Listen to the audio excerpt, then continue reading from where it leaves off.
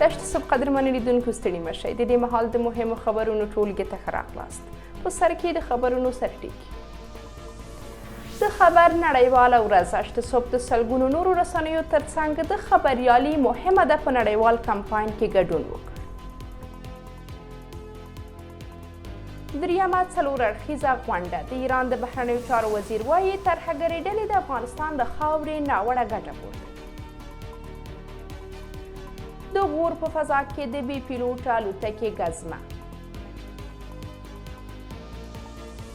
پر لبنان د بریدونو زیاتوالی د اسرائیل پوځ وایي حسن نصرالله وژل شوی دی.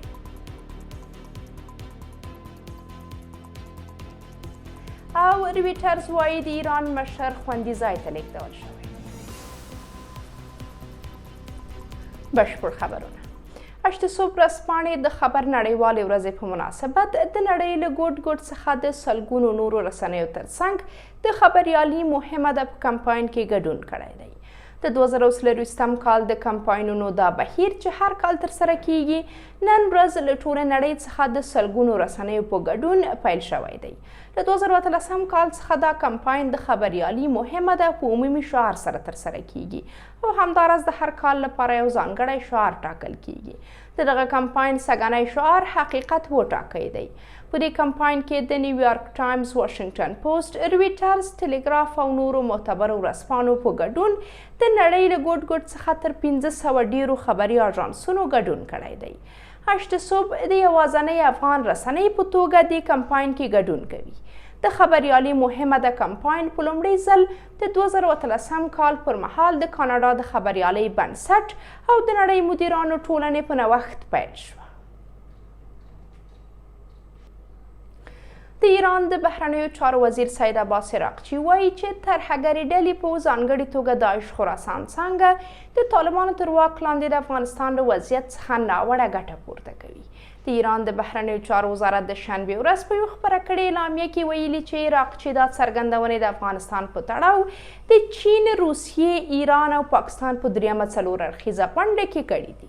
نوموړي په افغانستان کې بشري وضعیت ته په اشاره ویلي چې د نړیوالو مرستو کمیدل د ګاونډیو هیوادونو لپاره لویه اندېښنه ده. د ایران د بهرنیو چارو وزیر په افغانستان کې د امریکا او ناټو پر 100 کلن حضور د نیوکې ترڅنګ ټینګار کړی چې دا هیوادونه باید د افغانستان د اوسني ناورین ځواب ویونکي واوسي. د دې لوړپوړي ایراني ډیپلوماټ په وینا په افغانستان کې د امریکا حضور د ترهګرۍ، نشهیي توکو، فساد، بېوزلۍ او کډوالۍ لامل شوی دی. د یادونې ده چې دا غونډه پرون په نیویارک کې د ایران د بهرنیو چارو د وزیر سید عباس عراقچي په مشرۍ جوړه شوې وه او د چین د بهرنیو چارو وزیر وانګي، د روسیې د بهرنیو چارو وزیر سرګي لاوروف او د پاکستان د دفاع وزیر خواجه محمد آصف هم پکې ګډون درلود. د غور سیمهیزې سرچینې د دغه ولایت په فضا کې د بې پیلوټه الوتکې د ګزمې خبر ورکوي. سرچینو د شنبې ورځ هشت صبح ورځپاڼې ته منلې چې یوه بې پیلوټه الوتکه په دوامداره توګه له تېرو 2 ورځو راهیسې د غور مرکز فیروزکوه ښار او د دغه ولایت په یو شمېر ولسوالیو کې ګزمې کوي.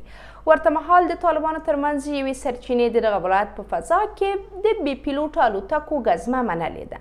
په دې وروستیو کې غور د بې پیلوټه الوتکو د ډیرو ګزمو شاهد دی. څو ورځې مخکې هم د دغه ولایت مرکز او ځینې ولسوالیو په فضا کې بې پیلوټه الوتکه لیدل شوې وه. تر اوسه څرګنده نه ده چې دا الوتکه د کوم هیواد له لارې د افغانستان هوایي حریم ته دننه شوې ده. طالبانو څه موده مخکې د الوتکو د ګزمې په غبرګون کې ویلي وو چې د هیواد هوایي حریم د دغې ډلې تر کنټرول لاندې نه دی.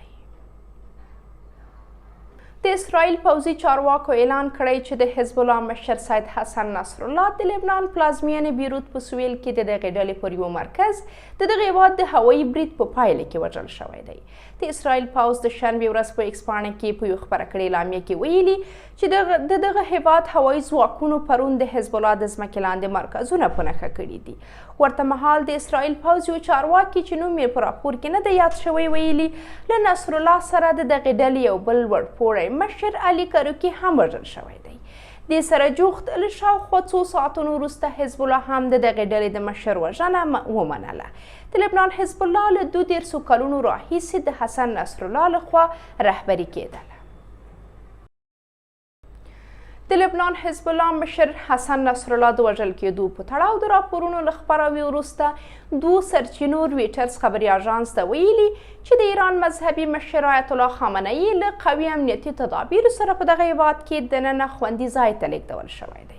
نوموړي خبري اژانس د شنبې ورځ د خپلو سرچینو د هویت له افشا کېدو پرته لیکلي چې د اسرائیل په بریدونو کې د نصرالله د وژل کېدو تر اعلان وروسته تهران د لبنان حزب الله او نورو سیمه نیابتي ډلو سره د راتلونکو موخو ټاکلو لپاره دوامدارې اړیکې لري. رویټرز په دې تړاو نور معلومات نه دي وړاندې کړي. ورته مهال خامنه‌ای په ایکس ټولنیزه پاڼه کې د حزب الله مشر د نصرالله له یادونې پرته پر لبنان د اسرائیل په بریدونو کې د ملکیانو مرګ ژوبلې په هکله غبرګون ښودلی دی.